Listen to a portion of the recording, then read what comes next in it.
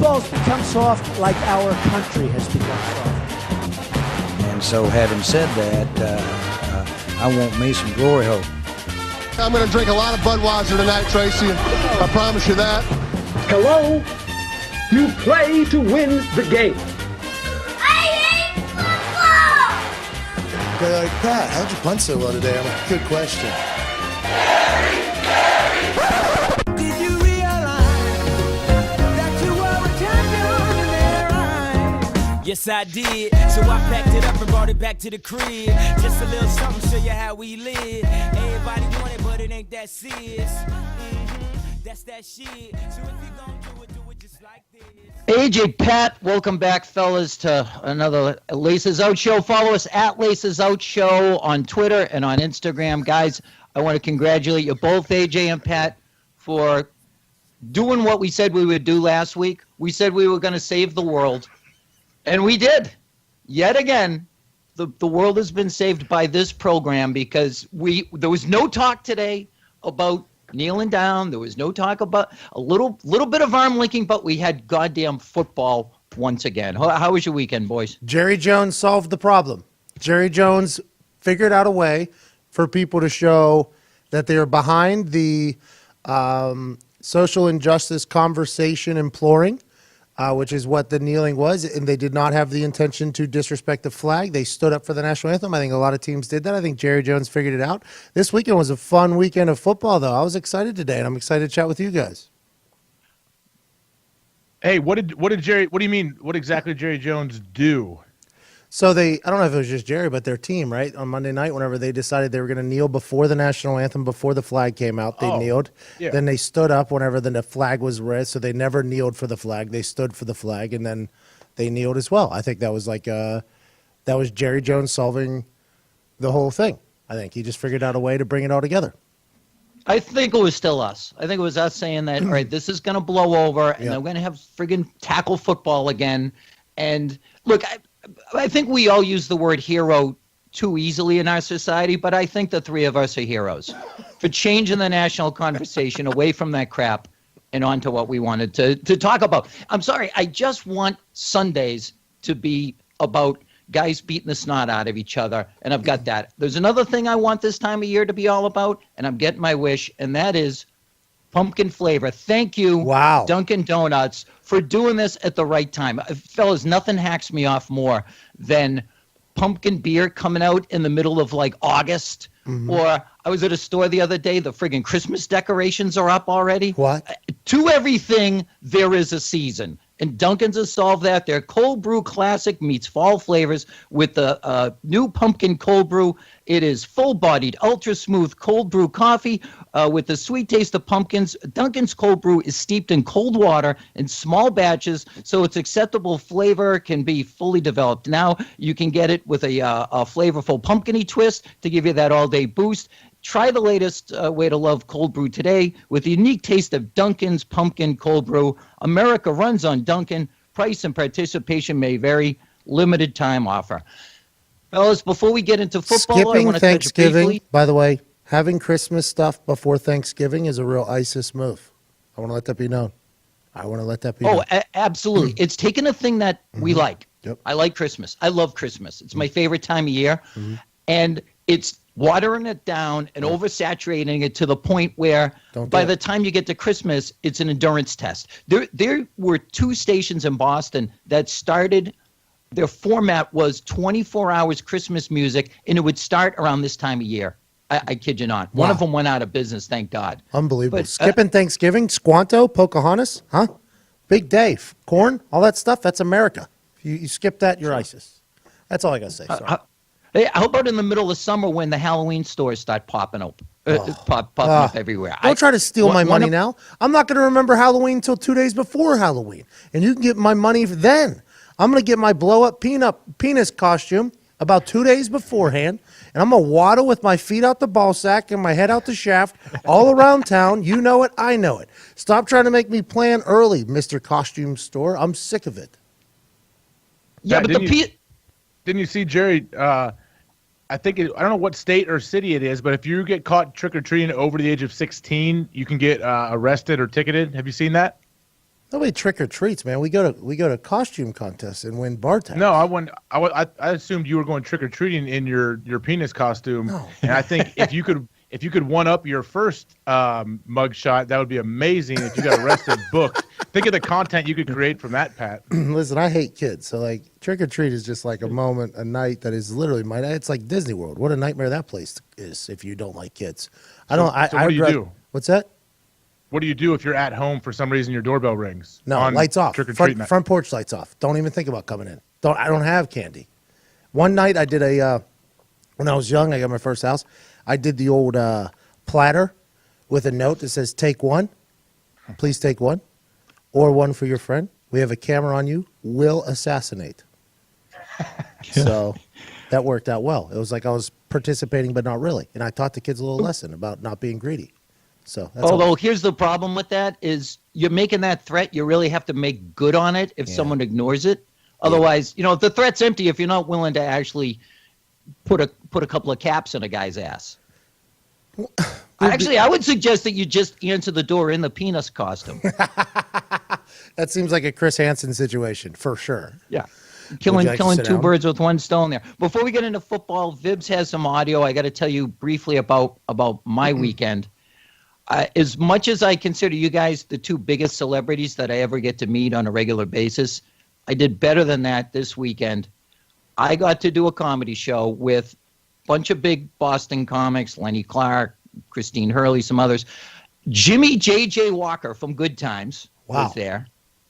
And this guy opened the show. Vibs, you got that sound? And goes home, then you're gone.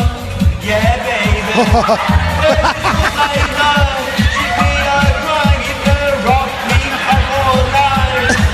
That's that American Idol guy. Time to smile on my face, thinking of her in her letter and name. She bangs, oh baby, and she moves.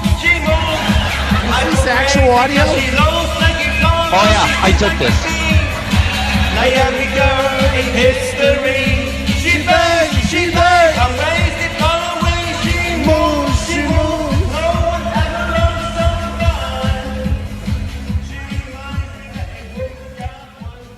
Can you believe he's gotten that much better in the 9 short years since he touched America's hearts with that? That's his gimmick. That's a great comedy gimmick. How'd you score him, Jer?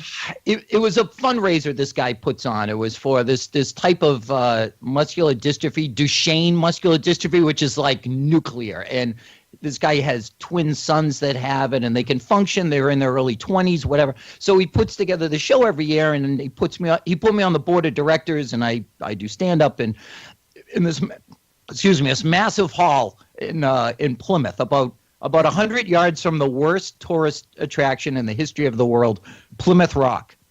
What the fuck just happened? Plymouth Rock?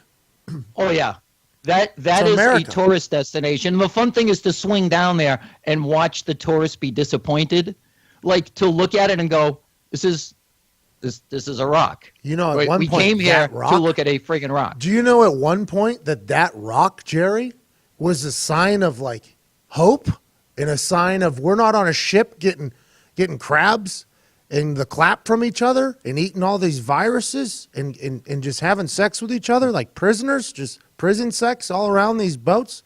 The Nina, the Pinta, the Santa Maria, they see that rock and they're excited. And now you're saying disappointing. Wow. Unbelievable. It's the Mayflower, the Nina, the Pinta, and the Santa Maria or Columbus. But same the guy. point's still well taken. That they came here so that they could have the religious freedom to someday, 400 years in the future, have penis costumes. I totally pick up on that. But it's a rock, and people go to look at it, and then you see the look in their face like, we've been sold a bill of goods on this. No, it's in the title. It's right there. It's if you put lasers on it, an EDM soundtrack, it's still a friggin' rock. But it's not Plymouth Rock with a champagne room and quick question. All live nude girls. I have a quick question. Shoot. I got a chance to go. Do you think most places are like that? Like, I want to go over to, what's that place in the Dakotas there? Mount Rushmore? Yeah, like I want to go there. Do you think that's just like, because I watched The Truman Show, if you remember, and it's just a little small little rock in at a catalog. But it seems like that's amazing. Like I went to the Blarney Castle, and you have to wait in line to kiss the Blarney Stone. It's like a 3-hour wait. You get up there, and it's a 2-second operation where you just bend over and kiss some rock at the top of some weird castle. And I saw a blind person there, and I was like, man, I just saw a blind person sightseeing. That's interesting. And I don't really understand if all these things are just a big faux. Like, is Mount Rushmore going to suck? Have you ever been there? I have, and it's really far away. Like, if you put your arm straight out and held up your thumb, it's about the size of, like, from your knuckle to the tip of your thumb. You know what I mean? It's not this massive towering thing hovering above you. And I think all tourist destinations like that get pissed on. Like, I've heard the Irish piss on the Blarney Stone to laugh at the tourists who kiss it. Wow. My own brother once got drunk and pissed on Plymouth Rock. That I can confirm. Unbelievable. The Thornton family hates America. So anyway, William Hung was the greatest tourist attraction in that place. And I can tell you, he's just as weird and awkward as he seems, but I'm kind of thinking that maybe that's just part of his shtick. Like, he probably collects a bunch of money for these appearances and then goes back to his, like, penthouse apartment with, like, you know, and does, like, 2 or 3 different women at the same time and says, hey, these white people think, like, I'm this awkward. Oh, man, I've got them fooled. But, yeah, his talent, he's really honed his skills, if you notice. Like, he was not that good that first time on Idol, but clearly he's been working on that. Hey, how does he look, Jerry? Has he aged? Like, does he look all right? I'll tweet out a picture, but he looks exactly the same as he did then. He's got that massive Peyton Manning 5 head and, you know, still wearing, like, the college shirt buttoned all the way up to the top, you know, ill-fitting clothes. And he just kind of walked around this event not knowing what to do with himself. But the question, though, that had to be 10, 12, 15 years ago. Like, do the people now, I'm 33. I don't think anybody younger than me has any idea who he is. It was a crowd your age and older. I mean, it wasn't like filled with teenagers, and he brought the goddamn house down.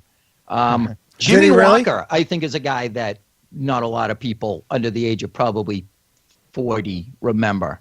But people are psyched to see him. And then I'm meeting him, and I didn't know how do you approach him? Because he's famous for one character that he played in the 70s. Who's this again? And a catchphrase. Who's this? He was Jimmy Walker. He was JJ on Good Times. Oh, that was the guy you talked about. Got it. Yeah, and his catchphrase was Dynamite.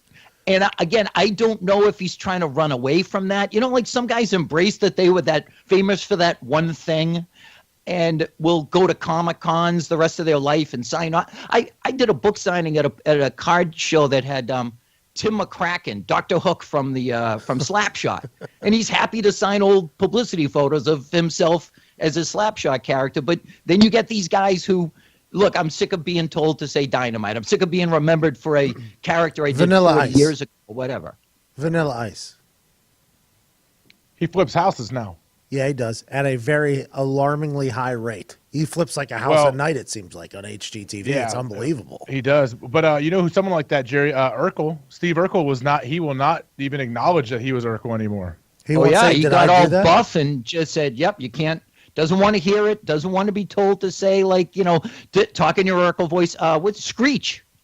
Screech actually went out and did porn, right? Screech is in prison right now, I think. Screech is the worst. Screech is the absolute worst. I watched that one like biopic movie. I think that's what it's called. I have no idea. It was up on some small channel.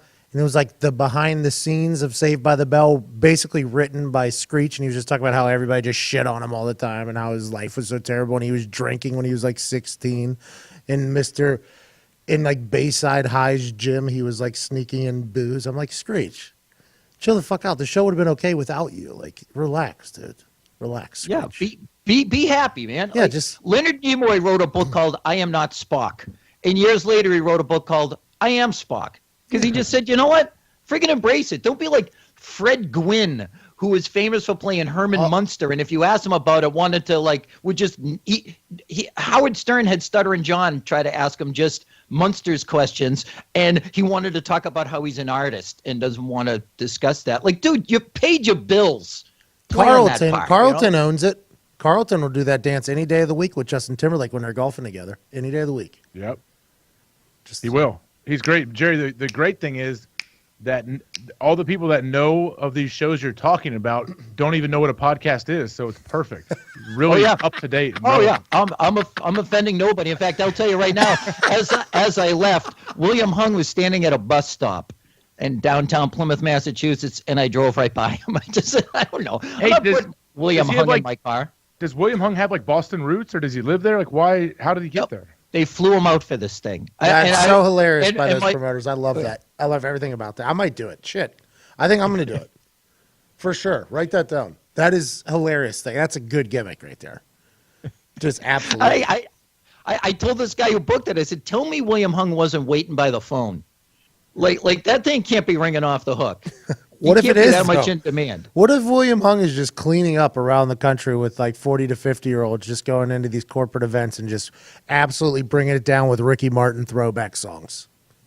just running train through all the women who fell in love with him back in 2008 when Simon Cowell shit all over him. William Hung is hung, they say. All right, fellas, well, that out of the way, and feel free to digress anytime you want to, because I met a famous celebrity, and I'm never going to not talk about that. But I want to get into some shit. I want to get into game balls and participation ribbons. You guys got anything in mind? Yeah, I'll go first. Let me jump the line, Pat. Put your phone down, Pat. Go ahead. I had stuff written down. Oh, I got you. Yeah, so for the show. Jerry, I'm going to do my game ball. This goes to one. I guess I'm a bit of a homer because this was my team growing up, and I was on this team for one season, Cincinnati Bengals. How about them dominating the Cleveland Browns? I don't care if it was the Browns. The Browns are improved on what they were, but the old Red Rocket, my boy Andy Dalton, 25 for 30, 286, and 4 touchdowns. All they had to do was get rid of their old coordinator, and he's back, man. Red Rocket, Red Rifle is ready to go. That's awesome. Yeah. What's the other side? Maybe they're back on the map now. I mean, Vontez Burfict came back as well, and their defense played great. So I don't know. I think the arrow's pointing up for the Cincinnati Bengals. Young tight end Tyler Kroft stepped in for an injured Tyler Eifert, who Eifert's an absolute stud, but Kroft had 2 touchdowns. So yeah, we'll see what happens with the Bengals moving forward. Mm-hmm. My participation situation would have to go to the New York Giants. I mean, they're bad. 0-4, 0-4, man. Who would have thought? Who would have thought with the Jets are 2-2, correct? Yeah. Yep. 2-2. 2-2. In second place in the AFC East. Giants are in the conversation for the worst team in football right now. I mean, I don't know what the Giants are going to do. I looked at their next 3. So the best chance they have of winning a game is next week. They play the Los Angeles Chargers, who are 0-4 as well. Oh, that is but the Chargers are losing. They're losing close games too. So it's not looking great for the Giants, man. They play the Chargers at Denver, at Seattle, their next 3 games. So good luck, Giants fans. Yep, it's Ben McAdoo's hair. I'm telling you, he had a look, and now he decided to comb that thing like he's the doorman at a Montreal nudie bar. You know, like he looks like a guy who smokes his cigarettes holding his hand backwards. You know, like he'd be wearing like an air tie and like a satin suit. Like, Ben, that's a terrible look. And at some point, you change it up. Do you not? You just say it's not working. It's bad karma. But until he does, get ready for that number 1 pick. What if Giants. he comes out tomorrow? What if he comes out tomorrow to his presser just with his terrible hair back? Just his old school hair back in the day. Just we're back just trying to win a game, buddy. We're just trying to. I will change haircuts. He's back to the basics. What if he shaves his head and he says, "We buried those last 4 game balls. I shaved my head. We're moving in the right direction." Do you think the media would take? Oh, this guy means business now, guys. Yeah, New York. I'm sure the New York media won't say anything about that. All right, I got a game ball for Greg Zuerlein for the Los Angeles Rams. 7 for 7 on field goals today and a big win.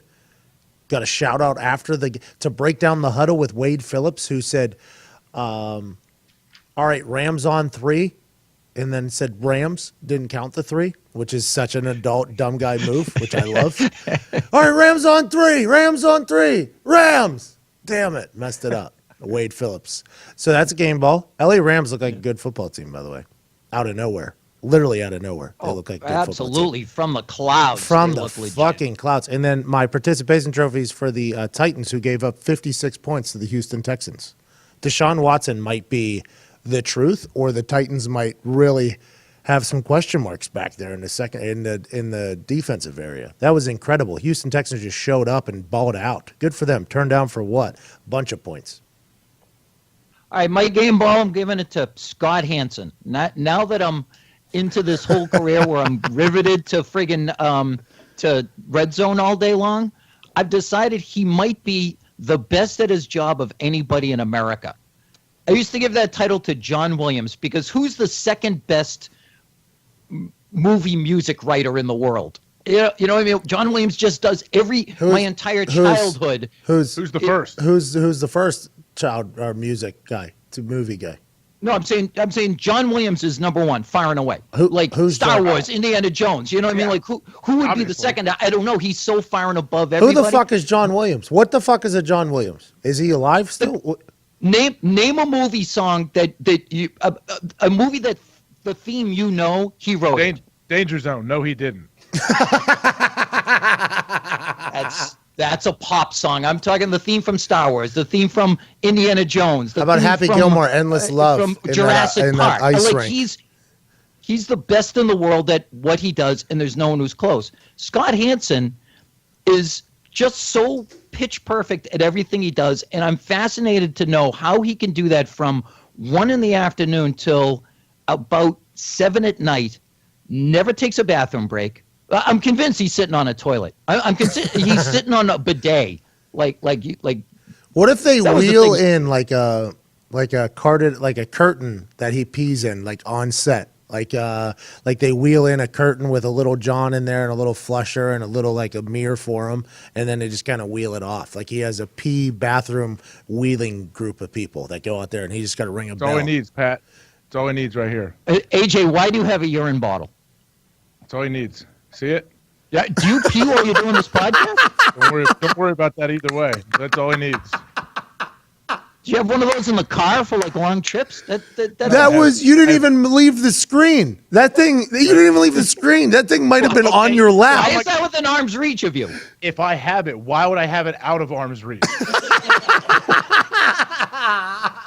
You're going to tell us if you're taking a whiz in the middle of the show, right? Absolutely not. You have no idea. You would never know. You ever see the Euro Club? Remember that commercial? It was a phony golf club that you carried in your bag. It had an extra big grip and a cap on the end. Yes. To save you the embarrassment of going in the woods. It almost got Ben Roethlisberger. Going in the woods is so mortifying as opposed to taking a leak in the middle of the fairway while the guys behind you is screaming at you to hit your ball. And it came with a little apron that you could just kind of throw over yourself so that it would look perfectly natural. AJ, you've got a urine bottle next to you. It's on it, right? I'm hydrated at all times, so it makes sense. I would imagine a lot. You guys should get a couple of them yourself. You get them on Amazon. You get 3 for like $6. Send me your addresses. I'll get you a couple. What a gift. I had some foot surgery like 3 or 4 years ago. I had some foot surgery in North Carolina. They made me stay the night, and they gave me 2 of these pee bottles. And my dad actually flew down with me at the time because my wife was pregnant, and my dad's there, and I was like, "Hey, man," I was like, "Pistol." My dad's name's Pistol. I'm like, "Hey, Pistol." Your dad's name's Pistol, like Christian. It came out birth certificate. Pistol Hawk. No. Pistol Dean Keith Hawk. It goes back. We started calling him that in 2nd grade. But I was like, Pistol, put those things in my bag. I can walk to the bathroom. I'll hobble to the bathroom. I'm taking those suckers home. So I still have them. So you robbed from the hospital with Pistol? Yeah, no, they were mine. I paid for them. Obviously, our insurance paid for them. But yes, I took them home and did not fill them up in the hospital. I used them at home to fill up. And I'm sure Mrs. Hawk is saying you're cleaning those yourself, right? Well, no, she tries to tell me, you better, after you use them, you throw them away, right? I was like, yeah, I throw them away. I just buy 20 of them a month. You put that right in the dishwasher. Let's talk about Pistol Hawk. Let's talk about Pistol. What the fuck is Pistol Hawk now? That's a badass nickname. Nickname. His name's Keith.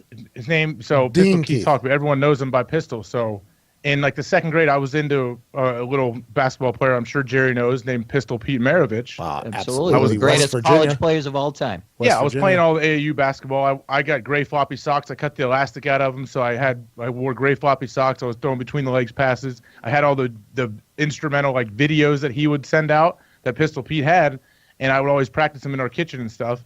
And basically, I think my dad was like messing around trying to do some of the little drills in the kitchen one night, and so making fun of him, I called him Pistol, and it stuck. And now 30 years later, he's still Pistol.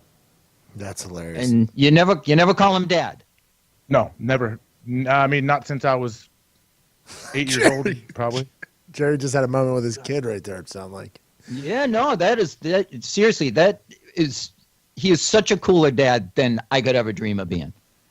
Well, yeah, he'll be happy to hear that. He just had his hip replaced. I saw him today, so he will be listening to this, and he appreciates you, Jerry. He didn't go to West Virginia, by the way, Pistol Pete. Went to LSU, I just found out. I went to West Virginia. I thought I knew that. I felt real good. That was like a name drop for me. Most of his career with the New Orleans Jazz, right? Well, it said Jazz there, yeah, on the Wikipedia. He was a stud. He averaged like 48 points a game without a 3-point line in college. That's some terrible defense. Oh, geez, I got a terrible participation ribbon. I have got to throw this at some of my own fellow massholes. Okay. Did you see the guys who threw a party to burn Patriots jerseys because the Patriots took a knee? No. Now, they invite the press over. This was in the town of Swansea, Mass, on the border of Mass and Rhode Island. And now, I'm sure the media didn't want to cover it. I'm sorry, what's that, Pat? You said they invited the media over? Oh, God, yeah. Oh, that's... Yeah, made this big thing, and they had put up signs and flags and the whole bit. Then proceed. Now, the guy hosting the party is wearing a Barstool T-shirt. Okay, check that box. That's a positive. Even though the idea of it was stupid to begin with. Then proceed to bring out a fire pit and burn not a single Patriots jersey. Like, you should have seen the crap that they were throwing in there. It was like the knockoff stuff that you buy for like $5 at the dollar store. Like throwing in a T-shirt, a Patriots conference championship T-shirt. Now, first of all, nobody buys those if they know what they're doing. Those things are only purchased by grandmothers who think the kids will really enjoy this. No one celebrates a conference championship. Sorry, Pat. Easy. I know you. We got banners. Yeah, exactly. We got banners over here. Yeah. These things are basically like used as like friggin' rags when you change your oil or whatever. And these clowns acted like they were doing some like great act of protest. No, take your $250 authentic game jersey and burn it like Cleveland Cavaliers fans did, and then I'll believe it. Then you can have some commitment. But there's plenty of people in this whole like New England area, this whole Patriots world, that are this close to just being completely fucking special needs. And a lot of these guys, I have laid down across the barbed wire for these clowns and let them step over my back. And every chance they get to do something stupid, embarrassing, try to call for a boycott or whatever, they jump on it every chance they get. And that thing was far and away the most idiotic thing I've seen. I can't wait for this goddamn issue, this whole taking a knee thing, to just be in our rear view. It has sucked all the fun out of the room. Yeah, well, Jerry, you know who I blame even more than these dudes in whatever city you named? I blame the execs at the local TV stations that actually sent cameramen there. Are you kidding me? Why would you actually answer that call? Like, what does that mean? You called the media? What, you call them on their landline? Hey, we're about to burn some stuff. Come on down, and they just show up. They definitely tweeted them, and then it went viral. It went. Fox News picked it up. It was across the country, making every one of us look like dopes. No, that's stupid. Are we sure they weren't trolling them?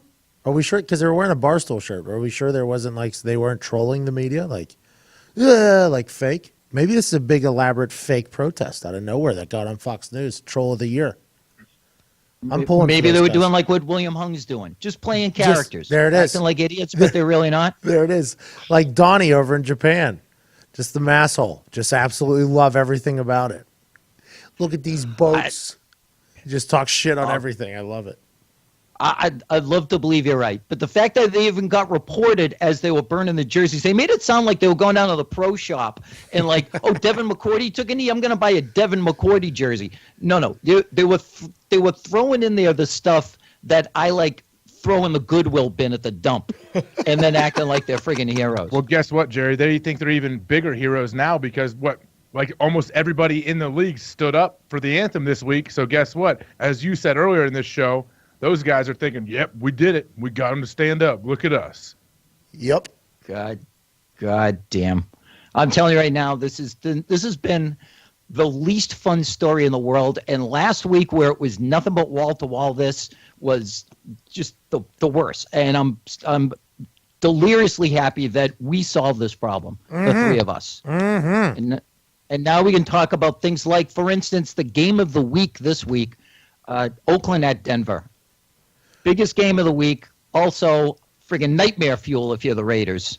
Because Carr looks in bad shape. That's not good. He's so talented. He has everything to be a superstar too. And now we got back-to-back injuries. Not to say the back end. That was bad. That was I didn't mean to say that. That just what's that called? Freudian? Freudian slip? Freudian. Peruvian? Freudian. What is it? You got it. Freudian? That guy said Freudian. a bunch of fucked up shit, Mr. Freudian, back in the day. But anyway, so my Freudian slipped there. He looks like a back is not a good thing to hurt there. You see that, AJ? The back is... Mr. Freud. It's not Mr. Freudian. I'm sorry. But Mr. Freudian definitely said some weird shit. But like a back injury is not good for the team. And then, I mean, who knows what's going to happen there? Hopefully, did you hear Jack Del Rio though, Pat? Jack Del Rio, I guess, said it was back spasm. So that's a lot better than like a herniated disc. So back spasms, I don't know if that's true or not. How does he have a back spasm as soon as the guy knees him in the back? Like, is that what your back? Isn't a spasm like when you're sleeping or something? You get a spasm. I don't think like a punch causes this. Like, oh, I got a spasm in my right eye and it turned black and blue. Like, that's not how the fuck a spasm works. I don't think. A spasm's the kind of thing that you say in order to make it look like it's plausibly not that bad. He got drilled into the turf. That to me is like vertebrae out of whack. That's broke a rib in. I mean, Tony Romo's had what, 4 new backs, and he was talking about how bad that was going to be. Like Tony Romo was like, I've been there. Geez, that's a bad one. And he's been there, done that with every back thing on earth, and he was like, that's going to hurt like a motherfucker right there. Basically, is what Tony Romo said, without the fun words. Riddle me this: what is Jack Del Rio drinking? Because he's taking crazy ass risks. You know, he goes for it on 4th down in his own side of the field. The punter, your boy, the King, Marquette King, he has him try a fake punt on a 4th and 11 at like his own 30 or something. It's like I get sometimes you think we're huge underdogs and we're not going to get through this unless we completely catch him unaware. But he was committing suicide the entire game, while your boy was and Marquette King with an unnecessary roughness penalty. A penalty that was bad for the brand, bad for punting brand right there. Not good. Getting tackled, not good for the brand either. That guy who tackled him came out of left field, though. He was a corner. He's supposed to be blocking the gunner. Whenever you draw up a fake, you go, this guy's going here, this guy's going here, this guy's going this way. Everything will work out perfect. Nobody thinks about the corner bailing off the gunner out of nowhere.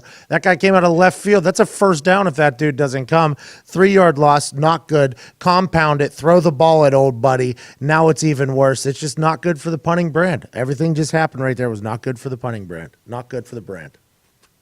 It was a great game for punters too. Right after King unleashed, hell, the fury of hell on the with the punt where he nailed it down to there was like his bank shot, right? He 4-yard line. Down to the 4.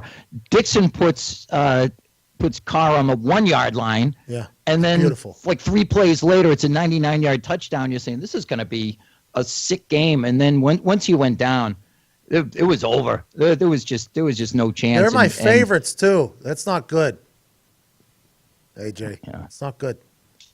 Yeah, well, I mean, it just shows you right away. If you don't have your franchise quarterback, it doesn't matter how much talent you have around you. Unless you're Jacoby.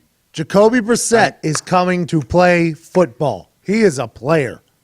Well, Jacoby might be a franchise quarterback. That's what I'm saying. Are you peeing right now? No, I'm actually not. But you know what? Another thing that's funny, if you go from, I don't know if you guys watch any of the college games that are on, you go from college games to NFL, and you're like, wow, these NFL games they don't score nearly as many points. Like you watch a college game, they run 100 plays each, they score 1,000 points. In NFL games, 16-10 was the Broncos, 18-15 the Cardinals, Niners. Like it's crazy how little scoring there is compared. I mean, I guess it just shows you how even the talent is really. College defenses are terrible. I feel like they've flipped the script too in a weird way. Like the pro game evolved so that everything was going to spread attacks, and college was still about, still had a lot of teams that was still predicated on the running game. And now the college games, there's nobody running the ball anymore. There's guys who go through the whole career, linemen that never get into a stance. And I feel like the NFL is starting to dial it back a little bit to the point where this next generation of running backs are featured backs now. Who was it today that had 35 rushing attempts? I'll think of who the hell it was. It was Le'Veon Bell.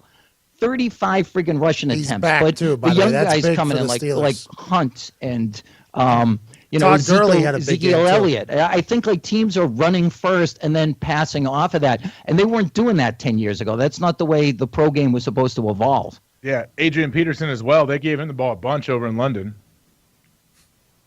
Oh yeah, what do you guys think of London games? As much as like I like the idea of getting up on a Sunday and there's already football on, they are shit shows of the highest order. I do believe that the NFL needs to figure out a way to change the timing of games, because I'm trying to watch all these goddamn games and it's impossible to keep up. There's you do the math. There's a lot of games going on. You can only have so much DVR and bounce back and forth. And if you love Scott Hansen so much, you love him, the ISIS Red Zone channel. If you want to watch actual football and the flow of a game, you can't do that. So I really enjoy the London schedule, the 9:30, then the 1 o'clock and all that, all the way through.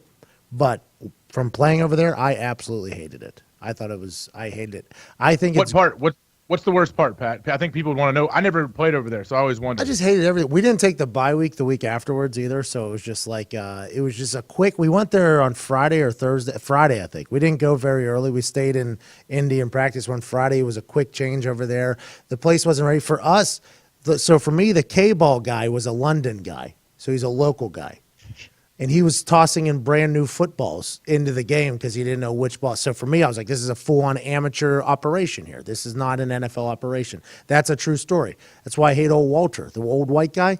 He refed our game in the NFL, and I was in London. And I said, hey, man, we're getting crap balls from the K-ball guy. And he said, deal with it or something. I'm like, deal with it. Like, there's a protocol here. I had a conversation with Dean Blandino the next day. I was like, hey, man, we got screwed over there. He was like, well, we didn't follow a proper protocol. That's on us. Yeah, and then you got fans over there who have no idea what's going on.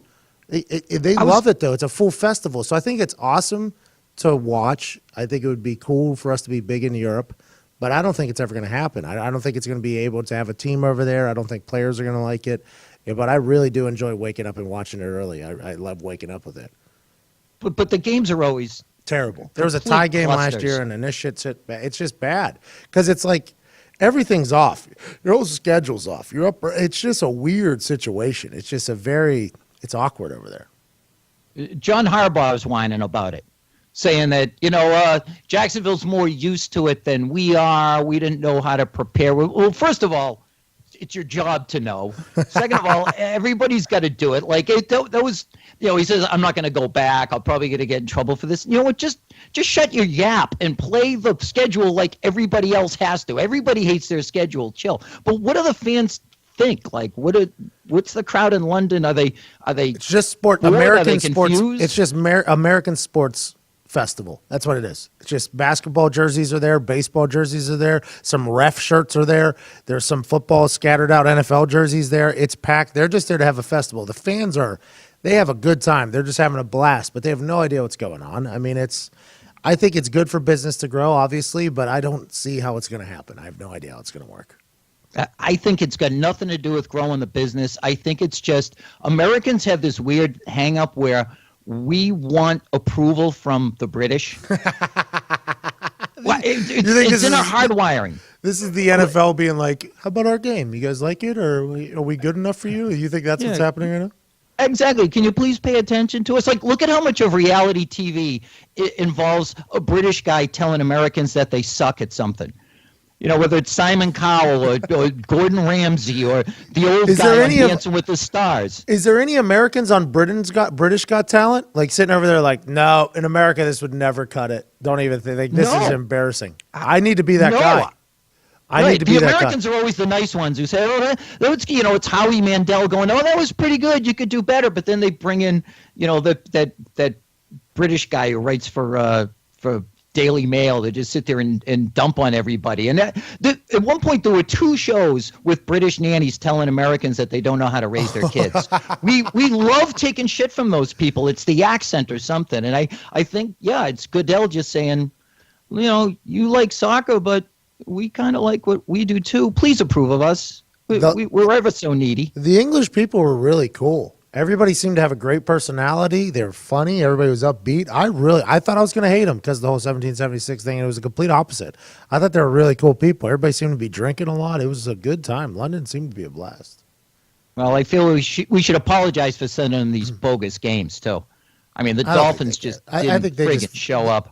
That was bad. Jay Cutler is hilarious, by the way. Still, did you watch his Wildcat play? Yeah, hands on hips the whole time. Did not even flinch, budge, even trying to get out of his little 2-point stance. Nope, was not going to be a false start called on him. No way, no how. Not even after the ball. You think any regrets? You think that they decided to sign him as opposed to I don't know, anybody else? By Jay Cutler or Miami? I think Jay's starting to feel the regrets. I think he's the one who's like, damn, Tony Romo seems to be having a blast in this goddamn booth. And I'm down here just getting crushed in Miami and now in London in front of foreigners. Here I am, just getting crushed. I think he might be regretting it too. Yeah, that was his crew that he would have been on calling the game too. Burkhart and Charles Davis, the Fox crew. He would have been the third man in the booth. By the way, as soon as I woke up, I heard Charles Davis just spewing bullshit all over the TV about kickers. Listen. What did he say? What? Well, what's his old buddy missed one kick earlier in the game, and the ball was on the right hash, and Charles Davis goes, most kickers prefer it on the right hash so they can hit a draw. This is what right-footed kickers like. There's no way. That's a fucking lie. Like, you just don't just make up, like, how do you even just, like, your job is to inform the humans that are watching the game about the game. You're an informer and an entertainer when you're a commentator.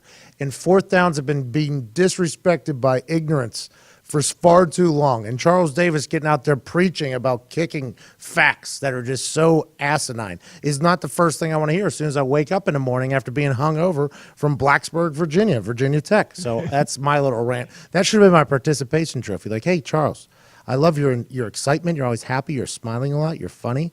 Let's just not spew bullshit, okay? Fourth downs have been lied about for far too long. Which of the networks has an ex-kicker that they go Jay to Feely, sometimes? CBS. It's not the concept's fault. It's Jay Feely's fault. He's terrible, but it's not. Is he like a sideline reporter, or is he up in the booth? He's a sideline reporter. He's a kicking expert, and he says, "Oh, this is going to be a tough one. Maybe a little wind. Oh, it was good. Great job, Jay. Get the fuck out of here." Speaking of kickers, Nick Folk today. Coming through. Nick Folk hero. Yeah, he was missed an extra point and two field goals, and then hits one at the buzzer. And this is after he replaced what's his name, Aguayo, on Hard Knocks. You guys ever watch Hard Knocks? Yeah, I enjoy Hard Knocks a lot. Yeah, it was not a great season of it this year, but the whole thing where Aguayo gets cut in the middle of a show was kind of like the signature moment. It was the most dramatic thing, and they replaced him with Folk, who was probably one kick away from being out a job today. And I don't know how much they can trust him going forward, but yeah, that's right. Yeah, he missed, goddamn, 3 kicks.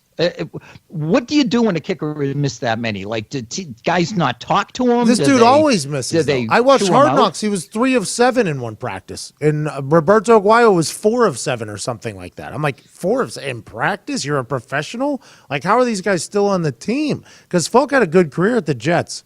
And then that Hard Knock camp, they're like, oh, Folk won 3 of 7, and I'm like, 3 in what? Like in cornhole? Like in kicking? Like he's a professional and he's going 3 of 7 in practice when nobody cares?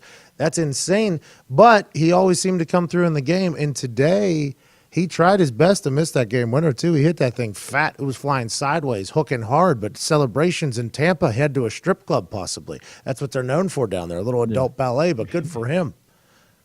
Good for Yeah, him. see, he's that golfer that is spraying everything off to the right. So he started aiming like to the pond on the left, and finally hit one straight and just barely squeaked it through. But I don't know what you do if you're just have any confidence at all. If you're Tampa, that you're going to just let this guy decide another game for you, right? I mean, you've got to start just trying people out.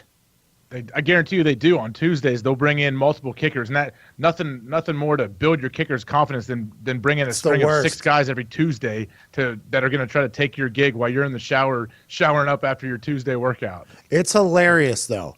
Like our long snapper Overton had a couple rough games for a series, and all of a sudden on a Tuesday we were in there just working out. We go out to get a little lunch, and there's just a long snapper getting worked out right on the field. And I'm like, well, this is a moment right now here. This is old buddy watching old buddy here try to take and cuck his job right now. That's going to happen. But I bet you they do that with the kickers for sure. They do that with they bring in left-footed punters whenever you're playing a team with the left foot who punts left foot so the returners can see it a little bit. There's a lot of workouts that happen behind closed doors there, Jerry. A lot of workouts going on. Yeah. Yeah, Belichick is a huge left-foot punter believer. Yeah. I think the Pats have had something like 4 consecutive left-footed punters. Yeah. Does it make a difference? Not anymore. I mean, it did there for a while when there wasn't that many lefties at the first because it spins the opposite direction, so it breaks the opposite way. So any little thing that makes the returner have to think even more about what could potentially go wrong is good news because returners are all – it's a very mental thing. I mean, you got people sprinting at you. They got hang time, all that stuff. So that little change of a ball misdirecting the other direction is a big deal. But now there's so many lefties. Guys deal with it for a long time. I don't think it's that big of an advantage anymore. Well, I've gone this far without talking about the Patriots, and I gotta dive in on this. Hey, you know what? I'm gonna sit back and listen to this. Are we panicking in New England? Is this a panic moment? Cam Newton, worst dresser in NFL history, goes into your house and wins? Is this a panic moment after the Chiefs went into your house and won? Like, what's going on in Boston? What's going on in Gillette Stadium? How's the feeling from the massholes who are burning their jerseys and such? A full-blown 5-alarm panic, and it's not just because they lost the game today. I mean, if they miss that kick at the end and it goes to overtime and the Patriots win, great, they're 3-1. But it wouldn't resolve the issues here, which is their defense looks like a burlap sack filled with dog anuses. They can't cover anybody. Cam Newton hasn't been able to do a thing all season long, and they just made Carolina's offense look like the 99 Rams. It's bad. Guys are going wide open. There's the communications all off. You kept seeing 2 guys following the same guy and leaving somebody uncovered. Like Newton wasn't putting it into tight windows. He won't complete that. He won't pass for those many yards the next month because he's terrible. That offense is objectively atrocious. It's just against this defense. This is here's my advice to everyone. We don't talk a lot of fantasy here. Going forward, pick up anybody on any team that the Patriots are facing. This pick sounds like such a fan who's losing his mind available. right now. You're losing your mind right now. I can't believe it's this bad. And statistically, it's historically bad, not just from a Patriot standpoint, but you can almost look at this and have metrics to prove that there's never been a team defensively this bad through a month of the season, like in the modern era. Does that hurt Matt Patricia's chances of being a head coach one day, or what? Unless they right the ship. And it looked bad last year, but they were at least keeping the point totals down. As 33 points with 2 turnovers. I mean, Newton threw one just terrible pass where they left somebody wide open on the line of scrimmage, and 2 defensive backs trailed the receiver deep, and he forced the ball in there. And then there was a fumble in the red zone, too. So that saved, those 2 plays saved a ton of points. His passer rating was 135. Going into the game, it was 68. Not good. Yeah. What do they do, Jerry? What's the answer then? Like, you can't go revamp and get all new players on your defense. But one thing that I'm interested in is the whole Malcolm Butler situation. He goes from the Super Bowl hero, then this offseason, he's what was he holding out? They franchised him. He didn't want to sign it, and now he's there. He got benched for a game, or he didn't start, and now he's back in the lineup. What happened? As far as his contract goes, he's not a free agent yet. And they came to him to make a deal, but it's a year before he's eligible, so you can't cash in with the big money. Then they go out and they sign Stephon Gilmore, who was a free agent, and I think Butler's looking at it going, why is he getting paid and I'm not? Well, because he played it out. He became a free agent. You're not that yet. And he's got an agent that has one client, and it's him. His agent spends the rest of his time as a personal injury lawyer, right? Like he's the kind of guy on a billboard with his arms folded saying, I will work for you. Oh, the Hammer. And John the Hammer, or what's his name? There's a guy around here that is on 45 billboards every single day, and he's in other cities too, and he calls himself the Hammer. And Daryl the Hammer Isaac is his name. Yeah. I love that guy. He's going to get shit done. Exactly. The guy who runs those ads during like daytime TV. Mm-hmm. He's Saul Goodman, and I feel like if he had fired that guy, the Patriots would have worked out a deal with him. But I don't know if that's spilling over and breeding resentment or whatever.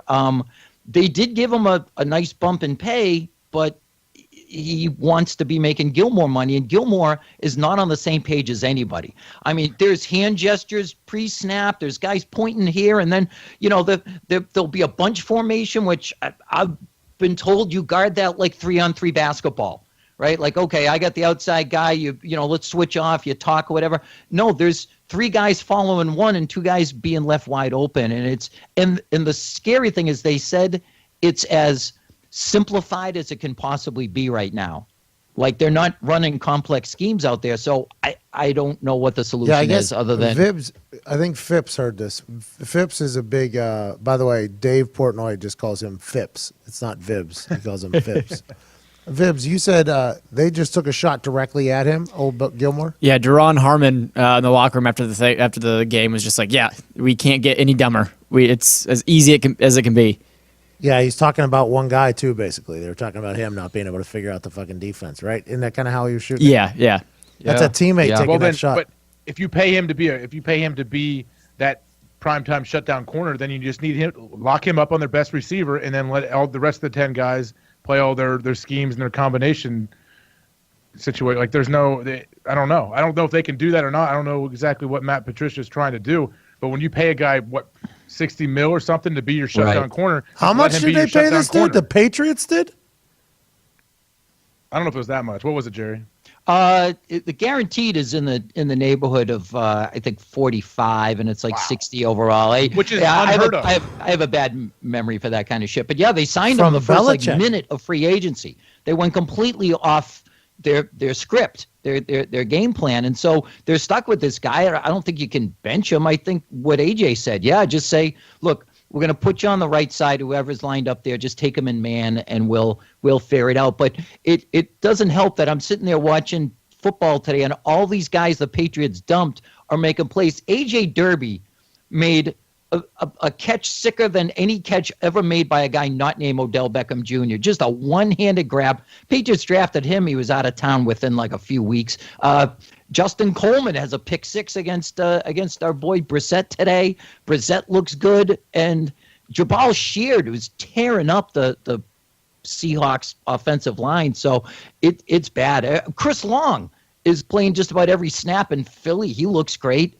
These are all guys that could be helping, but that's my cross to bear. I know no one's gonna hand out like ribbons to put on your lapel for Patriot sympathy. I know there's not going to be a 5K road race to raise awareness of our plight or whatever, but Brady is just covering up every friggin' flaw that this team has.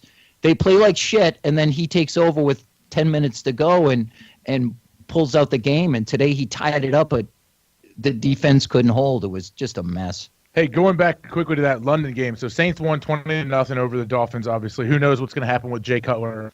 But Adrian Peterson in New Orleans it's a weird deal happening. This is my theory I think they should do. So I think I don't know if he can make up to $4 million or something, which isn't crazy for a guy of Adrian's caliber. I think they should trade him to Green Bay. What do you think? I thought he'd go to Green Bay anyway, just to stick it to the Vikings, because he feels completely hosed by them. What if he goes to Green Bay and just fucking shuts it all day his back and just murders? That would be such a nightmare.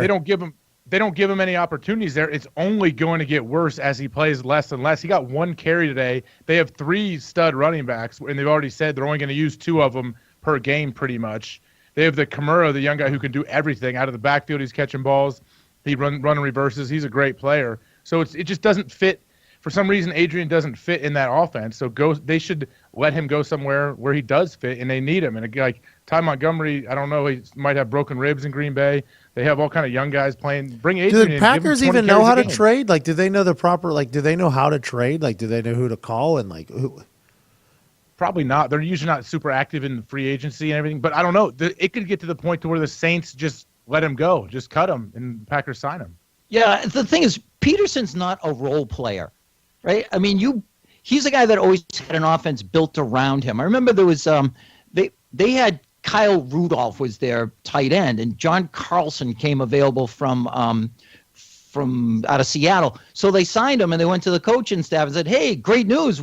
Now we can have one of those 2 tight end offenses." And they were like, "Newsflash, assholes! Like Peterson likes to run behind a fullback. Like, so what are we going to do with 2 tight ends? Like, check with us next time." The Saints aren't going to run their offense through him. You know what, though? I think he's that guy that needs that. You know who Adrian never had, though, whenever he was playing there? Aaron Rodgers is a different animal. I think Adrian Peterson would completely understand that this offense is not about me. This is about Aaron fucking Rodgers. And if I can help this team out at all, I'll do that. I think he has to go to a place because, remember, I mean, wasn't it on national TV where he was yelling at Sean Payton to get him in the fucking game? Didn't that happen? That's because the offense might not have been doing well, and he thought he could help. Like, hey, I think I can help this out right now, and that's probably where that's all. Because if the Saints are just rolling and winning and winning and winning and everything's good, Adrian Peterson I think is probably pretty good with just sitting back relaxing at this stage. But if there's something going on, he thinks he can do better. I think what a fucking play that would be for the Packers if they get Adrian Peterson. What a play, AJ. Why don't you send some texts over there, see if that can happen. Yeah, I don't know, man. Ted Thompson, their GM, I'm sure he loves listening to podcasts. He's definitely in on this. He'll hear it. Well, you know what? Maybe you ever talk to that he's guy? Listening, we can tell him, stop having a wide receiver be your main running back. How would that be? Hire a running back. They're available. This guy's looking for work. He's good, man. He wears number 88, too. He's stuck with it. I love it. It looks weird seeing the tailback with 88. I like it. Is that guy a good guy, that Ted guy? Have you ever talked to him outside of business? Ted Thompson, the GM? Yeah. Is he a good what? Guy. Like, you ever talk to him outside of business? Yeah. He's a football. He's focused on football, no question. But yeah, he's a good dude. He played in the league for like 10, 11 years. Who sets his contract? The president and I think the president, Mark Murphy, does his contract. I think he is Ted's boss. So, and then there's a board of directors. Who sets the president's the board of directors sets the president's contract? Yeah, supposedly. At some point, it becomes the people of Wisconsin. That's what I'm saying. When do the people, the 63,000 plus, rally in there and get in a council and say yay and nay about shit? Does that happen? Is like what's going on in the Packers business runnings? Like big shareholder meetings. Yeah, like the 400,000 shareholders. Yeah, they send them. They get to vote every week on what they want to do with the team, who they get to start, who they cut, who they bring in. So yeah. I guess we should speak to the shareholders. Yeah. Hey, shareholders, send your notes in to Ted. They listen to the podcast, so we're in a good spot. Maybe we're changing the world again, Jerry. Maybe this is happening. That's what when we started this, I think that was our mission, right? To be a positive influence, to make America a better place. Yeah, I'm all about that. We are MAGA. We are MAGA. Buffalo, Atlanta. Atlanta becomes the last. They were the last undefeated team in the AFC. They get their first loss at home. Matt Ryan played like shit, and I was ready to put them in the conversation, AJ, as the best team in the league. Like you had them as an early pick. They barely escaped with a win last week, and then Ryan gives up a fumble, scoop and score, and 2 touchdowns, and now the Buffalo Bills. Your Buffalo Bills are all alone in first place in their division. I mean, I don't think. Do you think the Patriots are really scared of the Buffalo Bills? Did you not hear that panic speech he just gave? Yeah, they're freaking out up there. The massholes are losing their minds right now. Like a little bit of adversity, they got no clue what to do. This has been a decade of greatness here. They're about to do a 30 for 30 on the tuck rule that started this whole thing. I mean, this is a big deal. This could be the downhill slide. They've been saying it forever, and they've been 2-2 before, and the world was falling apart, and what's his name? Trent Dilfer was on TV. Let's face it, they're just not good anymore. And Belichick was getting questions about, is he going to replace Brady or whatever. If they played Buffalo right now, Tyrod Taylor, I guarantee you, will have 320 yards passing and like 68 yards on the ground. You know what? We say it every single week, but AJ says it every single week. I feel like the Patriots will just figure it out. It's just like it's so recent history minded to think that way. Yep, they'll figure it out. It's not that big of a deal. Yeah, it's not like the Super Bowls Tom Brady has won. He's had just an absolute dominating defense. They've had a solid defense at times and not a great defense, and it doesn't matter. They're still going to be there at the end of the game. I just felt like if they got 5 times better between now and Thursday, they would be the 30th best defense in the NFL. I think it's just they are worst by so much right now. And they started playing better towards the end of the game and then started shooting themselves in the foot. Gilmore got a couple of really just ticky-tack, hands to the face penalties or whatever. One negated a sack that would have forced a punt. But again, running quarterbacks, they've faced 2 of them in a row, and they haven't been able to contain them. They've been rolling the pocket. Cam Newton looked like Cam Newton of 2 years ago, and I didn't think that was possible. Pat, what do you think that locker room is like when they have to go in there tomorrow and the rest of this week? Can you imagine? Like, it's going to be a funeral every single day this week. At the Patriots thing?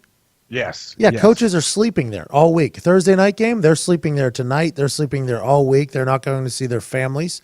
The players are a nightmare. Every day is a nightmare. They're going to figure this out. Bill Belichick's going to make them run that hill probably at some point. They got a Thursday game, doesn't care.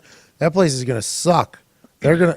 But it's just so casual that everybody realizes that by the end of the season, they'll probably be hot and making a run in the playoffs somehow. God, I hope you're right. Especially the secondary, there's just too much talent there. There's too much depth. Did the Falcons wear throwback uniforms today? They look like old school, like Vic days. Yeah, Vic was there too. Was he? He was at Virginia Tech too. No, my bad. Yeah, my bad. I saw him at Virginia Tech. He was not at Atlanta. I'm getting them all mixed up. They didn't show him, by the way, much on the screen at Virginia Tech. They showed him. Pat, hold on. You know what that made me think of though? What's that, bud? Made me think of DraftKings. I know you're a compulsive, degenerate gambler now. You've only been in like 6 months into the game, but you know where you can go? DraftKings.com. We all know football season is well on its way. Now listen, we got to make sure everybody knows DraftKings is not gambling though. DraftKings is just fantasy football for the super intelligent people with the potential to win big cash. Isn't that right, AJ? I know it's not gambling. Can you let me do this, Pat? Or you want to Bogart my read? I don't know what that means. I don't know who Bogart was, but he sounds like a dickhead. But guess what? It's not too late to get closer to the game you love with DraftKings 1 week fantasy football. This Sunday, DraftKings is hosting a $100,000 contest that is totally free. I say it, free to enter, Jerry. With DraftKings, there are many ways to play. You can choose between public contests with big cash prizes or private contests where you can compete against a group of your friends. DraftKings also has beginner and casual contests where you'll play against people of similar skill level. And you'll never burn up the waiver wire trying to replace injured players because you get to pick a new team every single week. That's the beauty of 1 week fantasy at DraftKings. So get to DraftKings.com now and use the promo code HIKE to play in DraftKings free contest with $100,000 in total prizes this Sunday. That's promo code HIKE. I'm not going to say it like Pat does. Hike. To compete for your share of $100,000 in total prizes. The contest is totally free. I say again, totally free to enter. So why wouldn't you try? DraftKings, the game inside the game. Eligibility restrictions apply. See DraftKings.com for detail. But use HIKE. You nailed that. You know what's great about DraftKings is that when guys get hurt, you're not stuck with them. No commitment. Like I'm in that pool with Rappaport, and all my receivers are getting wiped out this week. It's a nightmare. If you're one of those guys with the misfortune of having anybody on Minnesota, they're probably hurt, probably done for the year right now. Dalvin Cook, the rookie. I mean, this was a guy that was going to be a difference maker for them. early reports are fuck he tore an you. ACL. You fuck you. That's all I think of when you say Mike Rappaport. He's making those rant videos. I just lost for the first time in that league. I didn't even know we were still in it, and we were 3-1 right now. But that long-term fantasy football shit, I don't know how people do it. It's DraftKings is the only way to go. No commitment necessary. Just new player, new week. For real? If someone doesn't use DraftKings, though, honestly, so you get a guy hurt, do you like? You have to trade, and you have to IR? pick up people that are off the wire and shit. Yeah, it's a whole thing, man. Anybody that isn't doing DraftKings, you're doing it wrong. Sure. I've been in a fantasy pool with the same guys, and I'm not making this up, since 1984. And I got friends, I couldn't tell you what they do for work, but I could tell you who their quarterback was in the late 90s or whatever. And some of them still owe me money from like 2002. Send Whitey. The great thing about DraftKings, man, they pay you. You don't have to chase your money there. Jerry, so if you're doing fantasy football in 1984, with no computer, no internet, like what you have to have, like everybody like is writing, scrolling down whatever their players are, and you guys send in like notes in the mail of who you're trading. Like, what do you do? We went to the bar on Thursday nights, and that's when we got our sheets, and that's when everyone made their made trades or whatever. But in those days, you could swindle somebody because if you had someone was hurt and they didn't know, you could like trade them like damaged goods. So that's the problem with the internet now. It's that you don't get together. It doesn't involve drinking the way it did then, and everybody is as smart as everybody else. So I love again. Yeah, we know that. We know that's true, huh? Yeah. Another reason to dig the DraftKings thing is that again, you can just, you can play hunches that other people aren't. You can pick a different lineup every week. Trust me, every one of us has left the draft and said, "I hate my goddamn team." Like I every time I wanted someone, they would drafted ahead of me. You don't have to do that anymore. DraftKings saves the day. What a heroic move by DraftKings, just coming in and doing that. That's what Kings do, though. They challenge. They go for 2-point conversions in the second quarter. They split queens at a blackjack table, and they draft on DraftKings.com. That's what Kings do. Kings split queens. Kings do Kings things, man. Jerry, that's got to be huge. So Dalvin Cook was a stud. Going back to that Minnesota, he had anytime it's a non-contact injury, it's never good. Like the worst injuries of all, Achilles probably, ACL, they're just so big. The non-contact injuries are nightmares. Happen on Wednesday in practice, just out of nowhere, bang, our superstar's gone. That's great news. Fuck, out of nowhere. Can't even practice. Do you guys blame the field turf? That's a common refrain, that players hate that crap, and they want to replace, they want real grass, because this is what's happening now, that you got no traction. I'll talk to AJ. I blame it. AJ, I blame it a lot. A lot of guys hated practicing on turf. Like when we would practice on turf, guys were not happy about it. It is. I mean, it sounds like a bunch of guys making a bunch of money just complaining, but it's true. If you practice multiple days in a row on that stuff, so field turf was invented to not wear cleats. You're not supposed to wear cleats on field turf. It was invented to wear like the little nubs, like when Jerry was playing softball with his buddies back in '89. They had those little like Puma nubs. My dad used to wear them. Pistol had them when he played first base, and he'd try to slap singles down the line. But it's when your cleats are in that field turf, it doesn't chunk up. I say this all the time. I've seen so many buddies tear ACLs, Achilles, ligaments all the time. Your cleats get stuck in the turf, and it'll rotate your cleats. Your foot will rotate in the turf, and if you get hit, grass will just chunk up, and it would chunk. And okay, I'm cool. I just slipped and fell. But field turf doesn't chunk, so your cleats get stuck. Your body goes one way, your knees the other way. Bam, ACL. See, I just feel like there's more and more of these than we've ever seen before, and that can be the only common factor. So why don't the Players Association, why don't they make us think about this? You know what I mean? Like, we're too deep now. There's so many places have them, and you put them in so you don't have to take care of grass, and it's tough because grass. Look at like Pittsburgh towards the end of the year. People have a hard time. Chicago has a horrible field all the time. When it gets cold, it's tough to take care of it. But in Green Bay, they have these crazy like $1 million these lights, this whole system they put up to mimic sunlight, and it rolls real slowly over the whole field all winter. It's on there to try to keep the grass alive. That's unfucking believable that science has done that. Scienticians have whipped together that costume. How about in Arizona where the field walks outside?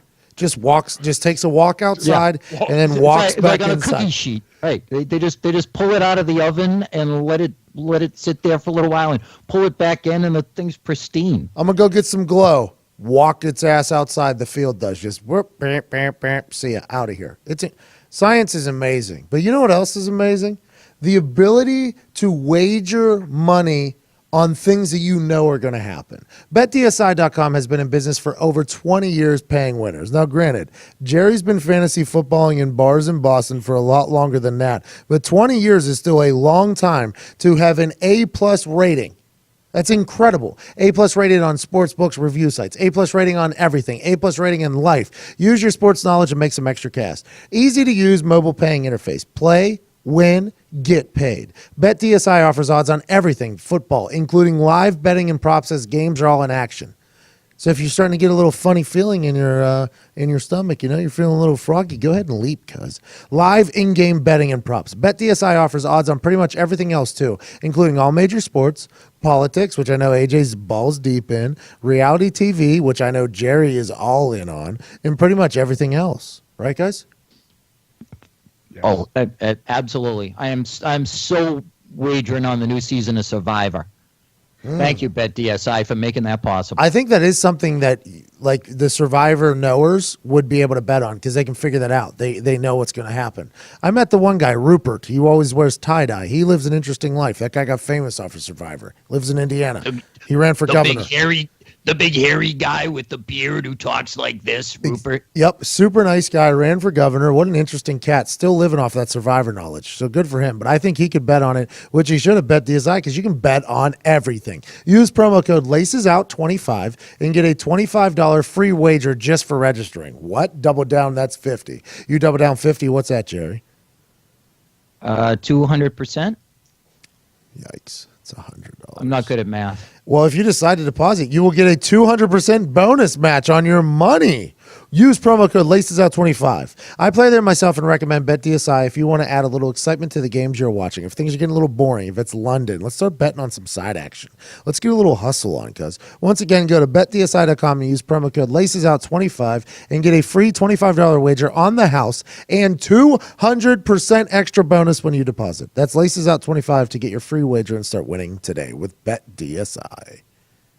Good people. Hey, fellas, as we start to wind down, I want to get into the city that shouldn't have any teams and has two. We mentioned the Chargers game a little bit. I've got this theory that the Chargers will never be good. They'll never break through that, and that's not recent. I think they just were born under a bad star or something like that. That franchise is haunted somehow. Like they get great players. Phillip Rivers statistically is a really good quarterback, and yet they shouldn't exist. They're a mistake of nature, like that fish that swims up your pee stream and embeds himself into your urethra. Is that the word? Urethra? It's like saying Freudian. I think women. A few years ago, I want to say it was 2010, the Chargers were second in the league in offense and led the league in defense and didn't make the playoffs. And I feel like they're just never going to break through. At some point, they're just going to have to rebrand themselves, move out of L.A., stop calling themselves the Chargers, and forget that they ever exist. Maybe they could move to London and just be the friggin' London. Pretty mind-blowing that I have a urethra. Alice guards. Pretty mind-blowing that I have a urethra. Would have never guessed. I would have never guessed that. But it's awesome. I mean, we all learn things. That place is sad. That is a sad existence. When the Eagles won, when they iced the game with that long run to end it, the stadium lost its mind. It was all Eagles fan. It's like all the fans that go to L.A. for other teams are just praying that they get to play the Chargers so they can go cheer for their actual team. Phillip Rivers is just sitting there like, God damn, my house is still in San Diego. I got 45 kids. I'm driving 3.5 hours every goddamn day. These Chargers, the fans hate us. Our stadium's the smallest. We got a tarp stadium, bleachers still. Even in San Diego, it wasn't that packed. This is a bad situation for Phillip Rivers, and this is why Eli had his daddy call and make the goddamn trade on draft day to get to New York. It's just a weird place to be over there. San Diego, greatest city on earth, is what everybody from San Diego says. But I don't think a lot of people really give a fuck about the Chargers anymore, and especially in L.A., and that's a rough thing to be. You got to remember, Phillip has 47 kids. When he gets to play football, that's an escape. The van, but think about it. You know what I'm looking forward to? Let's say, so they're 0-4 now. Let's say they're looking at 0-8. What does their home game look like? Obviously, let's say they don't sell any tickets to the opposing team. How many people go to that game? You know what? If they Like the Browns? get 10,000 to a game, it's going to be because they gave away like freebies in the supermarkets. What and happens stuff. when the Browns travel there? Are the Browns actually the Browns fans are like pretty diehard. We're gonna have to get another like the Jaguars. So what happens if the Jaguars travel to the Chargers? Is there Those still? I think people will still go because they want to go to L.A. and people are like, oh, we'll go catch the game and maybe we'll go try to see Rob Kardashian in Black China or something. They're Like they not want to together. go to L.A. they're legally not even allowed to be around each other anymore, those two. My bad. Rob Kardashian and someone, Amber Rose. I don't know. But I just wonder. That's why, though, people go. They make a weekend out of it, and they spend time in L.A., and they go and they ride the famous people bus that goes and tries to look at the house of, some guy that Jerry watched on a show in 1974, and he assumes we all know. That's what's going to happen with Jimmy Vegas. J.J. Walker is a national treasure, Hawk. He's a national treasure. Jerry, I didn't want to say you're eating that mic again, bud. You got to back it up. You got to back it up. I only do it because it's shaped exactly like a penis. Look how good you sound. You sound amazing. My bad. I'm too into it. Well, let's talk about the team in LA that maybe people should care about. They don't. McVay's got to be having probably sex with won't so for a many while. women over there. He's 32 years old, head coach of the Los Angeles Rams, and they're doing well, and he's attractive and not married. He's got to be just – his Bumble and Tinder just got to be all right everything, I bet. Good for him. Do you think, though, he's still taking a backseat to the coaches of UCLA and USC? I assume. I mean, but those guys are still cock of the walk there, you right? know it, and I know it. In L.A., if the Rams get good, people will just want to show their faces at games. That will become a in thing to do. Just like the Lakers became there for a long time. It's just something to do, a place to be seen. And if the Rams get good, even though their helmets don't match their goddamn jerseys, which Big Cat pointed out, which is so dumb, I think that'll be good for the Rams. Awesome for LA too if that team gets really good. That's a really cool thing for the NFL. LA's a big business. If the LA Rams are doing well, that's good for everybody. We were talking earlier about how teams are again starting to be built around a running back. Oh. Todd Gurley he's legit. He's a fucking man. He's so good. Had almost 200 yards combined today. AJ, you ever play offense in your career? Not in the NFL, no. I mean, growing up. College? No, I don't think they ever put me. They wanted me to play fullback. Pat, you know I'm not a fullback. I'm a tailback. Yeah, you are. You deserve to get the ball. We've You want to win, we've put talked about Booby in. this. Yeah.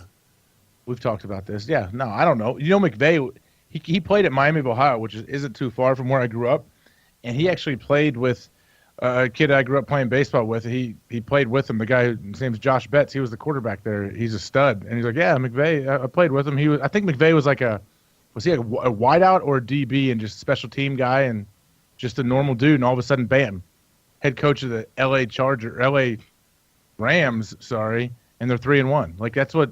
It's unreal. There's got to be so many 58-year-old coaches that have been grinding away for 40 years. So it's mad. like, man, I don't have a chance. So mad. Yeah, and think about the way he's already salvaged the asset that was Jared Goff, who was looking like he was going to be a Jamarcus Goff. He looked like he was going to be a colossal draft bust. Last season of Hard Knocks, which you guys might not even been watching because you were playing or whatever, Goff came off looking like the biggest dope in the United States. Like they were, talking. They were playing up the whole new on the West Coast thing and how the sun sets in the ocean, and he made it clear he had no idea where the sun comes up or goes down. Like he doesn't get that whole rotation of the earth around this big ball of fire. Flat. And I'm like, oh my God, yeah, they drafted the dumbest man alive, and in short order, McVay has turned him into a serviceable NFL quarterback. I mean, I think it still all goes through Gurley, and well, it should, but they look like they're real. I like them a lot. I like that Rams team. I like that they're good, too. It's good for and their punter is really good, guys. Fourth downs, he's really talented. Yeah. So Yeah, Johnny Hecker, we know it. You know what's also nuts? Goff being this good. Goff has a little bit of a little baby lisp, too. Wow, AJ. Just taking. I'm not saying that's a bad thing. I'm just saying Well, it the sounds fact like that you said he that. No, can command the huddle and have that much power and play that well. More power to him. It's not as bad as Wow. it's not as pronounced, let me say, as Jeff Garcia's, was it? There was a girl that I knew growing up. Her name was Melissa, and she had a lisp. It was an unfortunate situation. Felt bad for her. Chuck Pagano's got a little bit of a lisp. No, he's got more of a carry of the My bad. S. My bad. I brought up the list and just shut this whole thing down. I know, but that is something you said though. He can command a huddle with a lisp. Like, is that a big deal? Did you? Now you were the middle linebacker, right? So you broke down huddles and stuff. How was your cadence in the huddle? Were you a upbeat guy, just strictly to the call? Said anything else? What were you? No, I don't believe in pump up speeches or anything. No, I was I felt like I tried to be a calming influence because you're waiting for this call to come in your helmet, and the D lineman, everyone's freaking. What's the call? What's the call? What's the call? Come on, we're coming. And everyone's freaking out. I'd be like, hold on. I just try to literally just calm people down the whole time. That's all I did. What is a call that you would get? Give me one call that you would get that was just like absurd. I don't remember, man. Honestly, see, I had 0 concussions. He said, "Do you remember that last show?" Yeah. He said I had 0 concussions. This guy can't remember one fucking play call. They all run together for me. I mean, I'm sure I could, but I don't know if it's college, NFL. I don't know which is which. Okay, I'm sure it's normal. Yeah. I live in the moment. I'm where my feet are. I be where my feet are, Pat. As you told me, you taught me that. But even if he didn't know the calls, Pat, he didn't talk with a lisp, and that's job one. That's the most important. Once you've got that knocked, the rest of it's easy.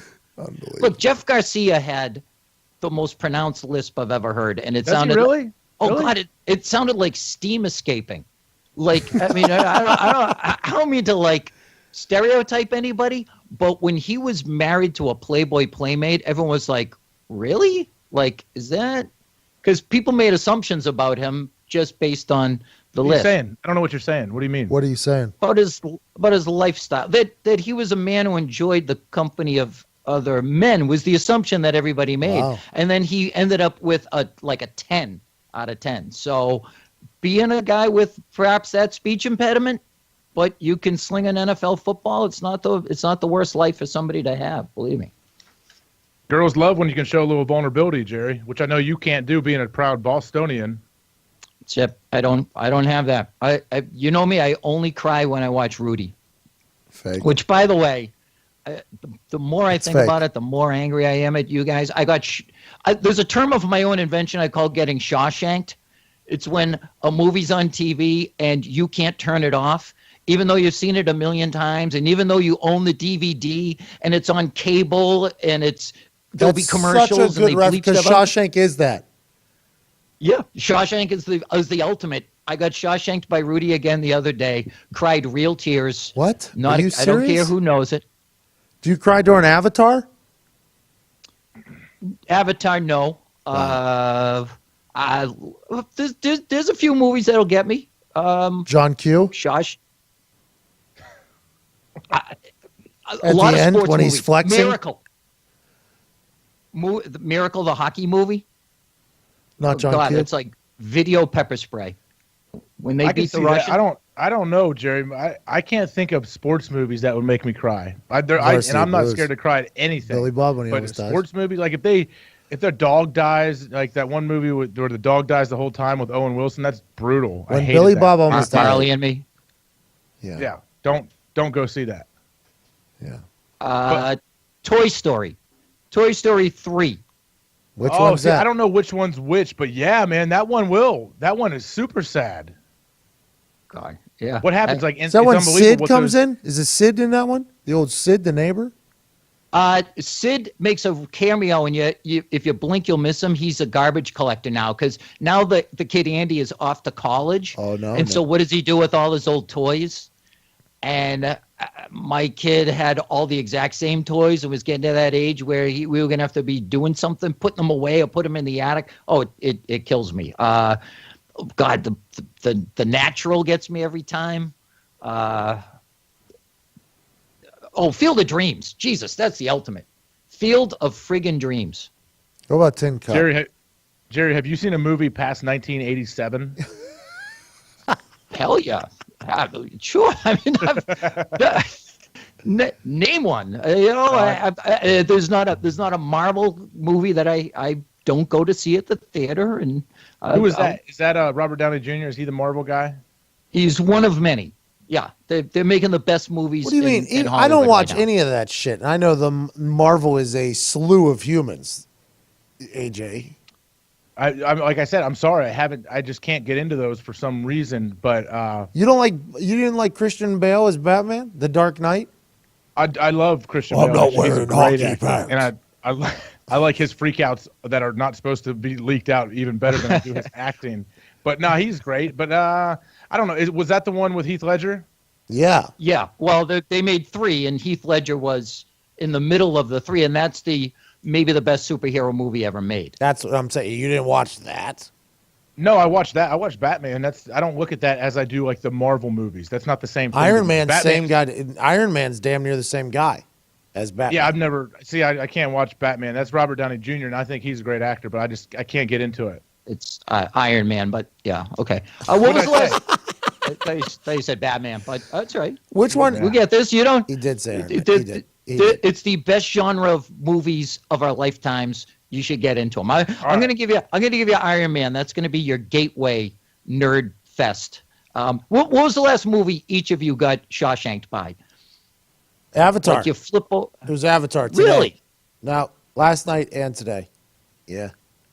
Just there's something about the super high def and every step they take, it lights up. I want to make my backyard like that. Jacob Sully, real Marine, from the tribe of the Marine Corps. Ooh, yeah, that's the movie. Avatar gets me every time. I don't stay up for the whole thing, but I definitely stop and watch it and fall asleep to it.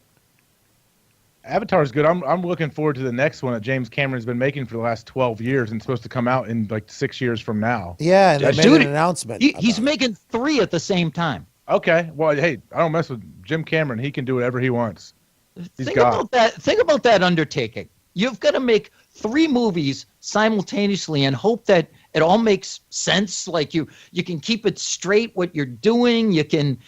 One of the actors isn't going to drop dead before you're done production. You got to go and do it all over again. I for the life of me, I can't fathom it. And yet he's made the 2 highest grossing movies of all time. So he makes those movies with actors and actresses that are nobodies and will not be anywhere else until that movie comes out. Because Jacob Sully, I have no fucking idea who that guy is. He was an Australian guy. He comes in and does Avatar, takes it out of the water, sets records for how much money, and then he's off and running.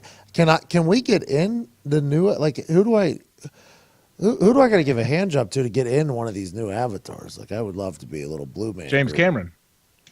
Well, does he take hand jobs? Or like, how do I do that? I don't know if he Venmo I don't know if he does from you or not, but yeah. How do you think Sigourney Weaver got in there? Who's that?